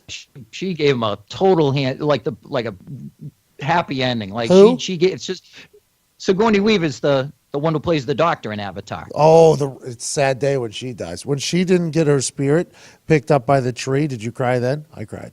It was sad. She lost her soul right there to the tree. I liked Avatar. It didn't have that emotional pull on me that it seemed to have on you. Wow. But hey, I'm like I'm into 8 foot Rudy's tall fake. blue Avatar chicks. could be real. We're not sure. I like this. Maybe we should finish the shows always with a non-football, non sequitur. I'd Give like you to a throw a question challenge flag. like what did you get? Like, what was the last thing that Shawshanked you? Or I'll come up with a question next week that we can debate at the end of this. Jerry, I made me Yes, wonder, have you ever thought about suicide? What? Just asking because Shawshank, I love the movie. Brooks, right? Brooks got out of prison. That's sad. He hung himself. He was here. Oh yeah, Brooks is He was here. here, and then he was dead. And tell me that isn't the most awesome plot device where you think that Red is doing the exact same thing. And he gets up on that same chair and you're going, oh my God, Red's going to kill himself. How about the night when you thought Andy's going to do himself in? Oh. And they hadn't heard from him. Oh, it's the best movie involving male rape ever made. Like as much as I don't want to see movies where like Andy's getting abused all the time, it's brilliant. Did that guy you referenced earlier in the show write the music for that? John Williams did not. I can't believe you guys don't know who John Williams is. So John Williams didn't write I'm for the best absolutely- movie of all time. He said this guy didn't even write a movie. It didn't even do it. John Williams. What the fuck's a John Williams? I can't. I'm astonished you guys don't know who he is. He's the soundtrack of our entire lives. Hey, you know that Who stool? knows The I am? stool on the flag looks like a little top hat on your head. Looks like a little yarmulke every once in a while when you bounce around. It's like kind of like a beret. That's cool. You don't have to answer my question, Jared. Don't worry about it. Did No. I ever contemplate suicide? Like, no, but why? Are you telling me I should? Like, No, are you I'm suggest- trying to, like, I feel like we've connected over these last couple of weeks, so I want to make sure I'm looking out for my friends. I feel as I get older, I have to do that. No, my plan is to just outlive. No, I don't want to outlive everybody. I want to be killed by a jealous husband when I'm 100. And I want my friends to be alive to know about it. And just say, God damn. You know what? We didn't think Thornton had it going on this whole time, but look at that. I This want to be 24-year-old killed by guy, a jealous does him in. husband when I'm 100. You're a fucking idiot. AJ, have you ever considered it? No, I have not. I feel for the people that are going through that pain, but no, I don't. I don't know why I asked you that. Jared, I would have asked Pat, but I already knew the answer. Trust me, you should see the texts I get from him, FaceTime calls.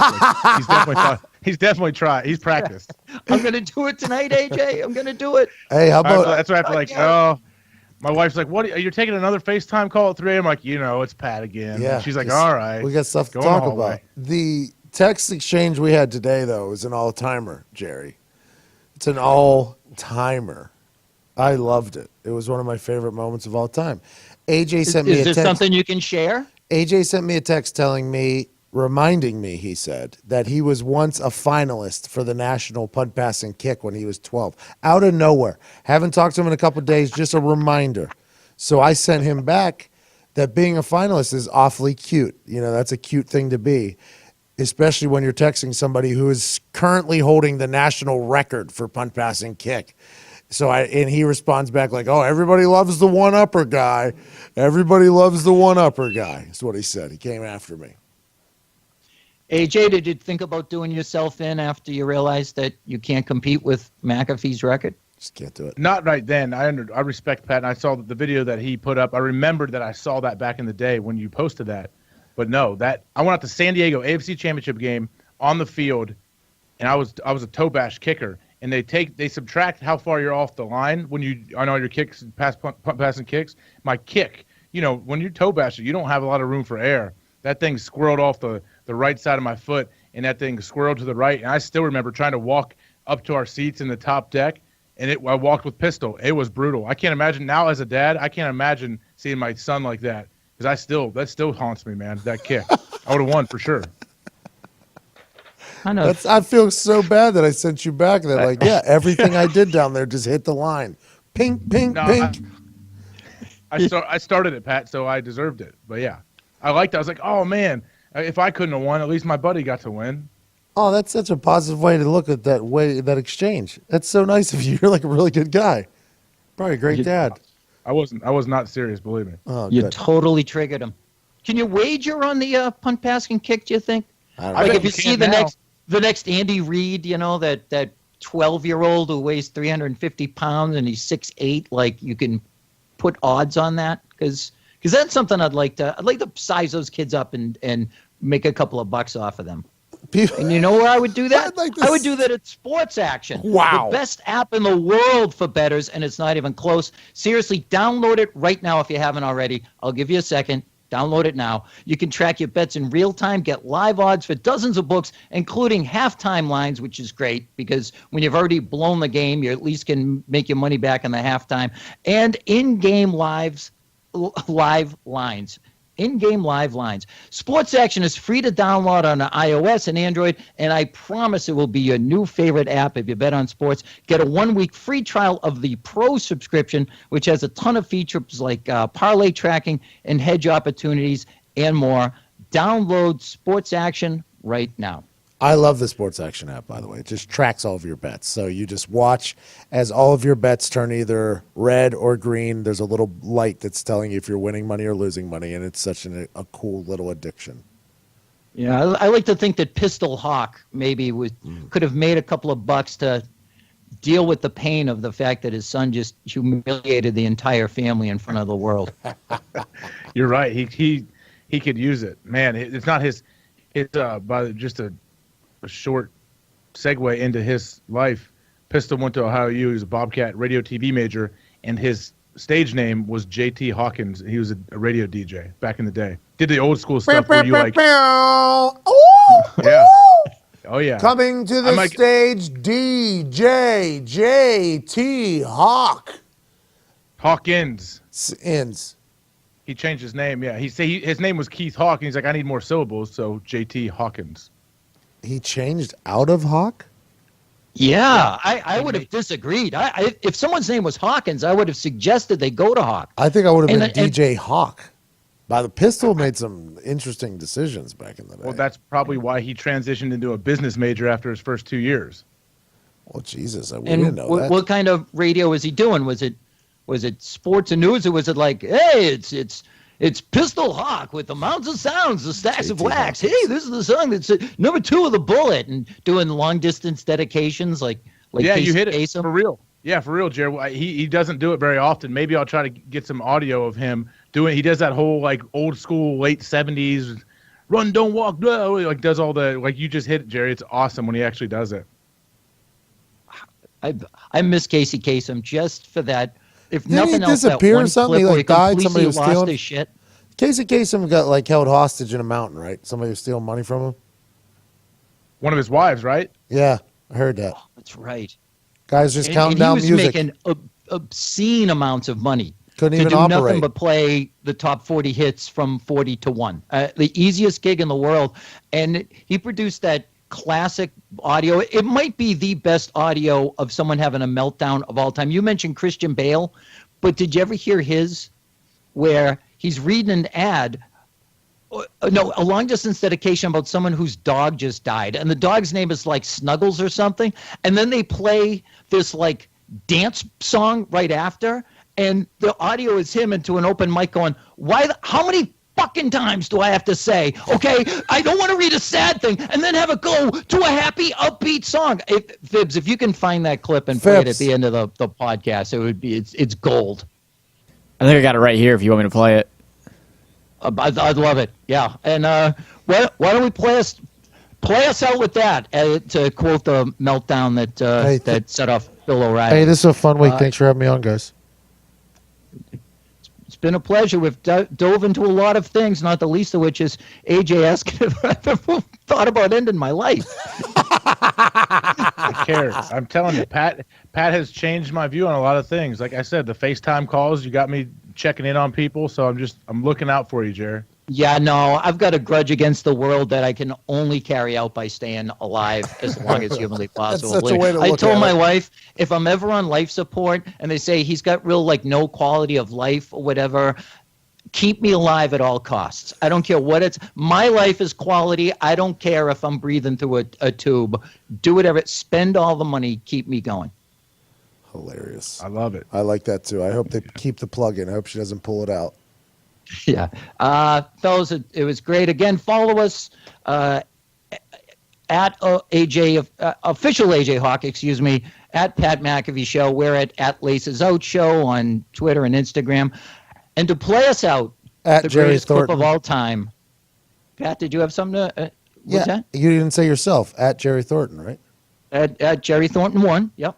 Yes. I just figure it's implied. But yeah, and so to wrap this up, we're going to play the greatest meltdown in the history of audio. Guys, it was great. Talk to you next week. Cheers.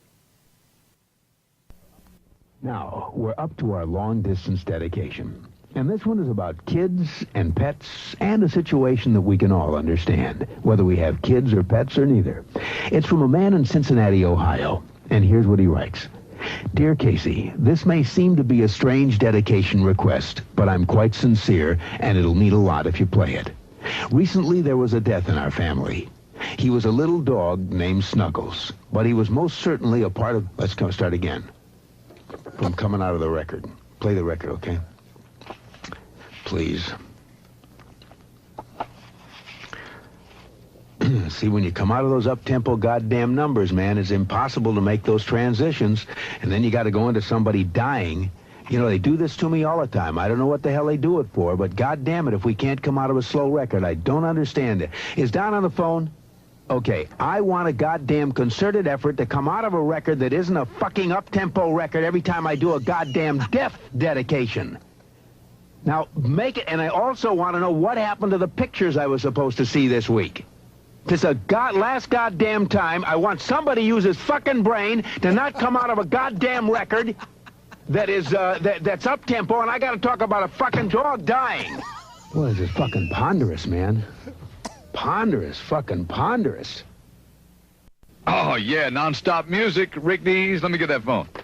All right, you got a special request? Okay, I want a goddamn concerted effort to come out of a record that isn't a fucking up-tempo record every time I do a goddamn death dedication. No problem.